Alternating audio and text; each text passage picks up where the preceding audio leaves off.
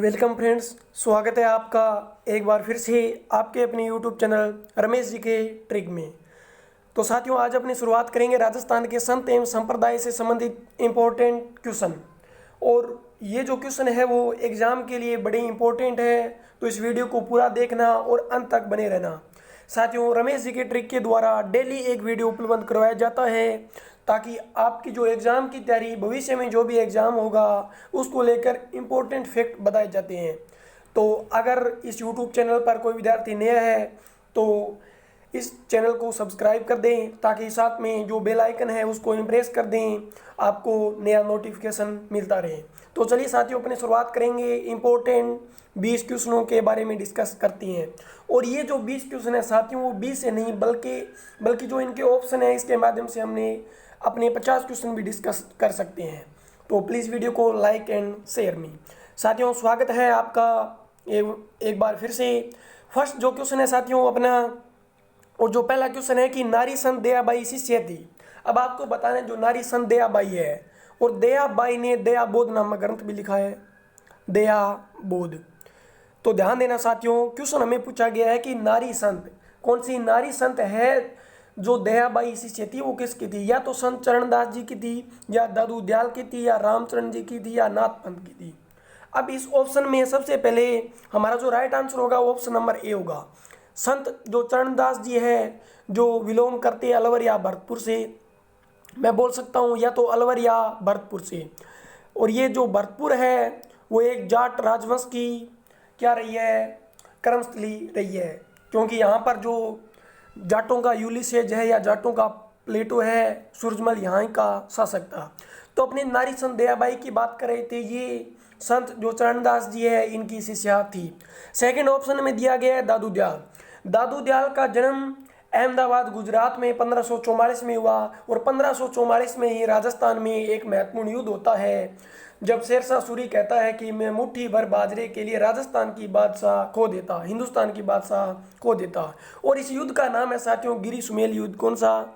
गिरी सुमेल युद्ध। और ये 1544 को हुआ था। तो दादू दयाल का भी जन्म उसी समय हुआ था। दादू दयाल ने अपनी जो कर्मस्थली है वो राजस्थान के नारायणा नामक स्थान पर बिताया था पूरा जीवन। और दादू दयाल में जो शिष्यों की संख्या है वो 152 है, और जिसमें से 52 शिष्य है वो बहुत ही लोकप्रिय मानी जाती हैं। अगर फॉर एग्जांपल देखें तो जैसे राम दादू दयाल के शिष्य है, रज्जब जी है, सुंदरदास जी है, धन्ना जी है, तो ये दादू दयाल के शिष्य हुए हैं। रामचरण जी राजस्थान में जो भीलवाड़ा के शाहपुरा में इनकी मुख्य पीठ है। नाथ पंथ की जो मुख्य पीठ हमारे जोधपुर में स्थित है। तो राइट आंसर यहाँ इसका ऑप्शन नंबर ए होगा साथियों। सेकंड क्वेश्चन है राजस्थान के किस संत द्वारा, ध्यान देना, राजस्थान के किस संत द्वारा सत्य भामजी नुरूषण की रचना की गई? बहुत ही इंपॉर्टेंट रचना है साथियों कि राजस्थान के किस संत द्वारा सत्य भामजी नुरूषण जो नाम की रचना है वो किसके द्वारा की गई? अपने ऑप्शन की डिस्कस करते हैं। तो राजस्थान में या तो हरिदास ने की थी, या दरियाव जी ने की थी, या रामदास जी ने की थी, या दादू दयाल जी ने की थी।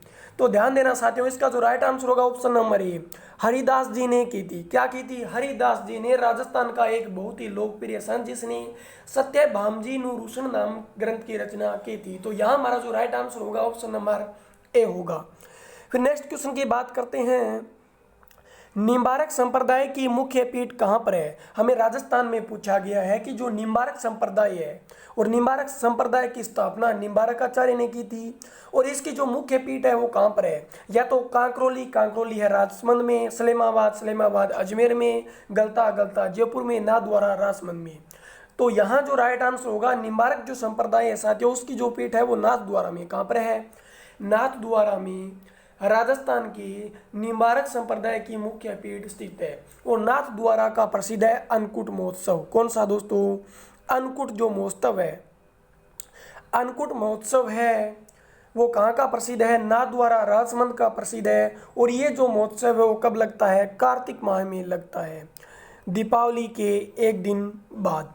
तो ध्यान देना, निम्बारक संप्रदाय की जो मुख्य पीठ हो जाएगी वो नाथद्वारा में हो जाएगी। नेक्स्ट क्वेश्चन है, रामसनेय संप्रदाय की शाहपुरा शाखा के संस्थापक कौन थे? जो रामसनेह संप्रदाय की शाहपुरा शाखा है उसके संस्थापक कौन थे।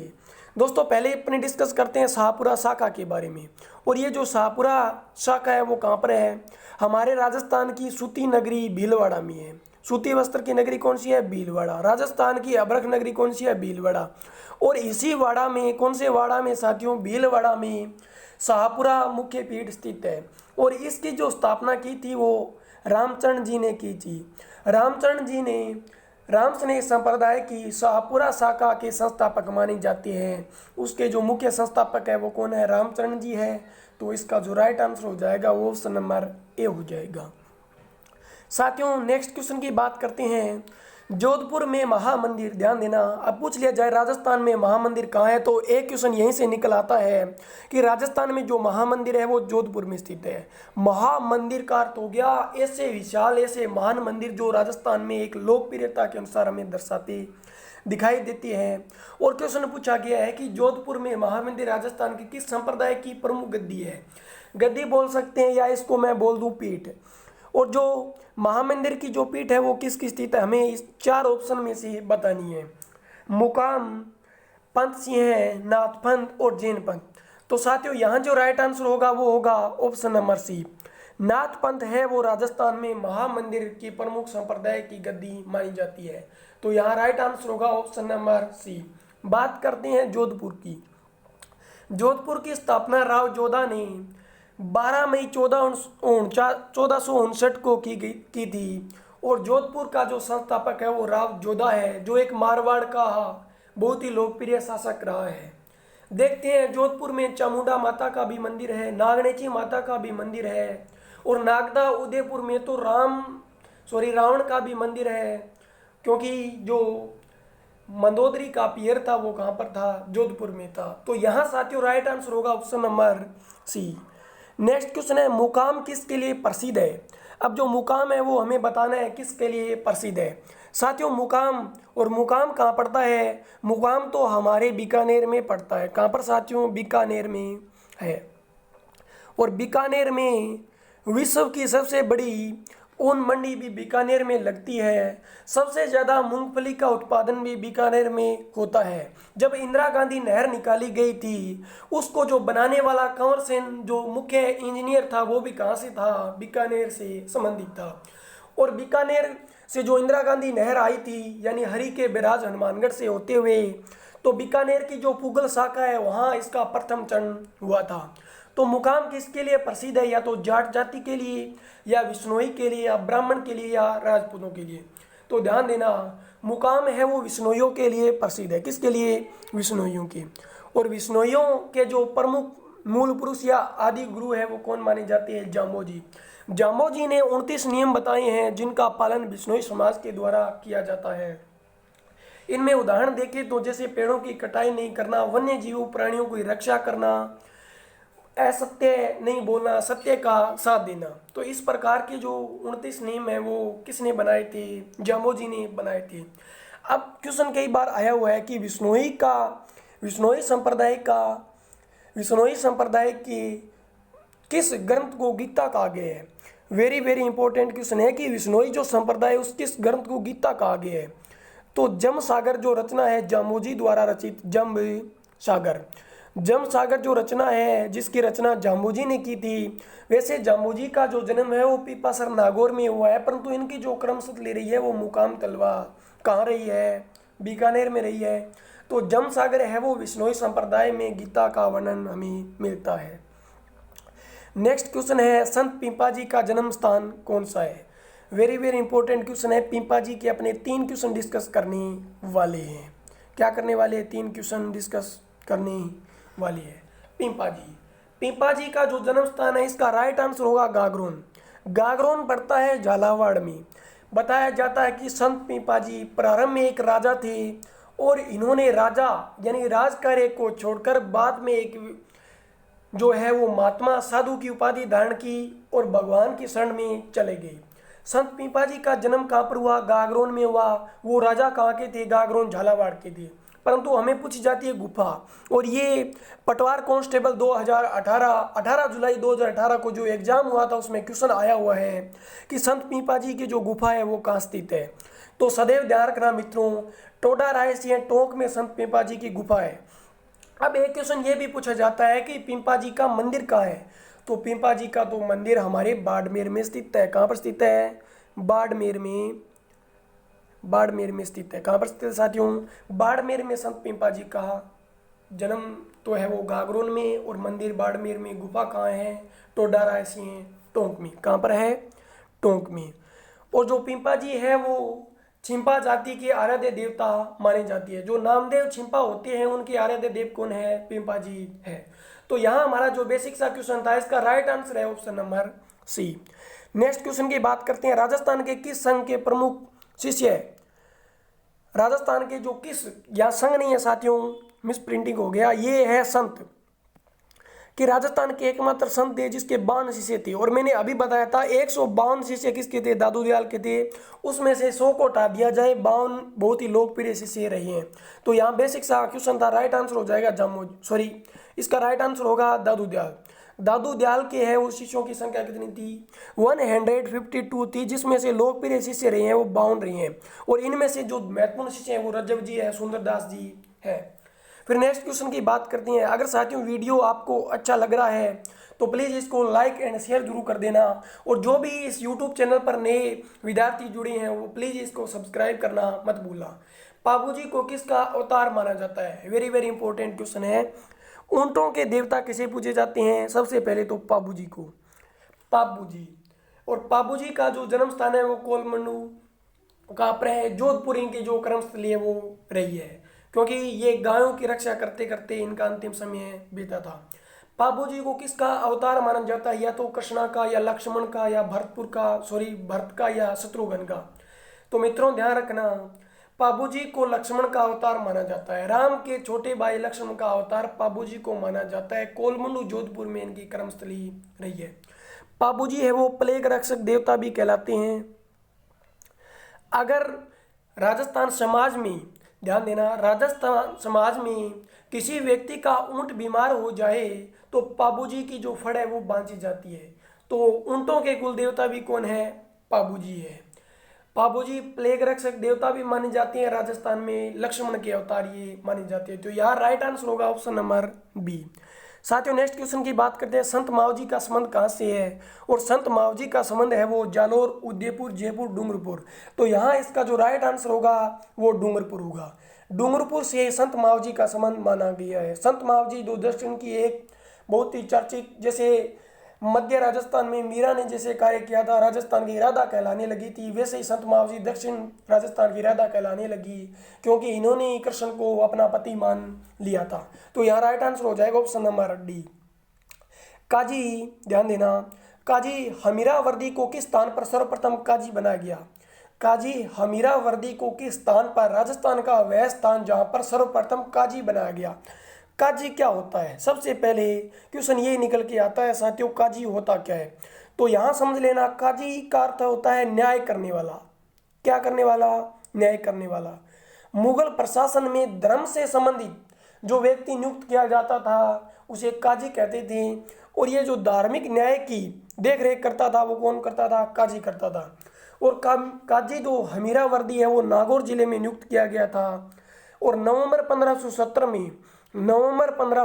में अकबर ने राजस्थान में नागौर दरबार लगाया था, जहां पर बहुत ही शासक यानी राजस्थान के चारों दिशाओं से शासकों ने आकर अधीनता स्वीकार की थी। जोधपुर का एक शासक हुआ है चंद्रसेन, और महाराणा प्रताप, दो ही एकमात्र ऐसे शासक हुए हैं जिन्होंने अकबर की अधीनता स्वीकार नहीं की थी, बल्कि सारे जो राजपूत राज्य हैं उन्हें अधीनता स्वीकार कर ली थी। तो यहाँ राइट आंसर हो जाएगा ऑप्शन नंबर सी। विश्नोई संप्रदाय का संस्थापक कौन है? तो ये अभी बता दिया, जामोजी है वो विश्नोई संप्रदाय के संस्थापक मानी जाती हैं। नेक्स्ट क्वेश्चन है, राजस्थान में उदरिया पंथ किस में प्रचलित है? और राजस्थान में जो उदरिया पंथ है वो भीलों में प्रसिद्ध है। किसमें? भीलों में बहुत ही प्रचलित जो पंथ है वो उदरिया पंथ प्रसिद्ध है। भील राजस्थान की प्राचीन जनजाति भील है, तो राजस्थान की पहली जनजाति या सर्वाधिक जनजाति कौन सी है? मीणा है। मीणा की उत्पत्ति मीन मत्स्य से हुई है। भील की उत्पत्ति बिल्लू से हुई है। नेक्स्ट क्वेश्चन की बात करते हैं। मंत्र राज प्रकाश किस संत के आध्यात्मिक विचारों का संकलन है? और जो मंत्र जो राज प्रकाश है वो हरि रामदास जी के आध्यात्मिक विचारों का संकलन हमें दर्शाता है, क्योंकि इनकी जो ग्रंथ की रचना थी वो राज प्रकाश नाम से की गई थी। सुप्रसिद्ध कायावेली ग्रंथ की रचना किसने की थी? वेरी वेरी इंपॉर्टेंट क्वेश्चन है साथियों। सुप्रसिद्ध कायावेली, और जो कायावेली की रचना की थी वो राजस्थान के कबीर कहे जाने वाले दादू दयाल ने इसकी रचना की थी, क्योंकि दादू दयाल को राजस्थान का कबीर कहा जाता है। क्वेश्चन ये बनेगा कि राजस्थान का कबीर क्यों कहा जाता है? तो ध्यान देना, राजस्थान का कबीर इसलिए कहा जाता है कि जिस प्रकार कबीर ने अपने विचारों से पूरी प्रकृति में पत्थर को भी पिघला दिया, उसी प्रकार राजस्थान में आध्यात्मिक विचारों का प्रवचन किसने दिया था? वो दादू दयाल ने दिया था। राइट आंसर इसका हो जाएगा ऑप्शन नंबर डी। साथियों नेक्स्ट क्वेश्चन की बात करते हैं। अलखिया संप्रदाय की स्थापना किसने की थी? अलखिया संप्रदाय की स्थापना किसने की थी? राम सिंह ने, हरिराम ने, लालगिरी ने और राजप्रकाश ने। तो अलखिया संप्रदाय की स्थापना करने वाले राजस्थान के संत लालगिरी है, जो अलवर से विलोप करते हैं, क्योंकि इनकी जो कर्मशैली रही है वो अलवर रही है। अलवर राजस्थान के पूर्वी में स्थित जिला है जहाँ पर सबसे पहले सूर्य का उदय होता है। 36 मिनट बाद की दूरी पर जैसलमेर में सूर्य उदय होता है। तो यहाँ राइट आंसर हो जाता है option number C. Next question की बात करते हैं। जसनाती संप्रदाय की स्थापना किसने की? तो जसनाती संप्रदाय की स्थापना जसनाथ जी ने की थी, और इनका जो एक नृत्य होता है अग्नि नृत्य। अगर एग्जाम में पूछा जाए कि अग्नि नृत्य कहाँ का प्रसिद्ध है, तो ये बीकानेर का प्रसिद्ध है। कहाँ का? बीकानेर का जो डांस है वो अग्नि नृत्य है, प्रसिद्ध है। और ये जो नृत्य है वो धधकते हुए अंगारों पर किया जाता है। कोई भी व्यक्ति बहुत सारे अंगारे जलते होते हैं उस पर नाचते हुए नृत्य करता है। तो राइट आंसर हो जाएगा ऑप्शन नंबर ए। फिर नेक्स्ट क्वेश्चन है, दादू पंथ की शाखाएं कितनी हैं? तो दादू पंथ की शाखाएं हैं वो कितनी है? 5 है। तो यहाँ राइट आंसर होगा ऑप्शन नंबर सी। अब आप कहोगे सर ये भी बता दो, राजस्थान में दादू पंथ की शाखाएं तो आपने बता दी 5 है, परंतु है कौन कौन सी?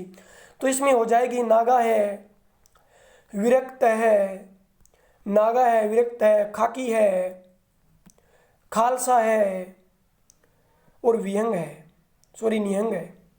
तो ये ध्यान रखना, खाकी है, नागा है, विरक्त है, खालसा है और निहंग है। ये दादू पंथ की क्या मानी जाती है? शाखाएं मानी जाती है। राजस्थान में 13 पंथी के प्रवर्तक रहे हैं। तो राजस्थान में 13 पंथी के प्रवर्तक भिखंड जी रहे हैं। ये एग्जाम में आया हुआ क्वेश्चन है बहुत बार। तो भिखंड जी राजस्थान में 13 पंथी के प्रवर्तक रहे हैं। दादू पंथ का निकास साहित्य किस लिपि में है? तो दादू पंथ का निकास साहित्य ढूंढाड़ी लिपि में मिलता है। किसमें? ढूंढाड़ी लिपि में। दोस्तों वीडियो कैसे लगा? वीडियो को कमेंट और लाइक एंड शेयर जरूर करें। अगर कोई विद्यार्थी किसी भी कंपटीशन एग्जाम की तैयारी करता है तो जुड़िए रमेश जी के ट्रिक से। और मेरा टेलीग्राम लिंक है रमेश जी के ट्रिक के द्वारा आप सर्च कर सकते हो। वहाँ पर आपको डेली PDF या न्यूज़ मिलती रहेगी। तो थैंक यू दोस्तों, एक बार यूट्यूब चैनल को सभी सब्सक्राइब कर दें। नेक्स्ट वीडियो में मिलेंगे कुछ नया लेकर। थैंक्स।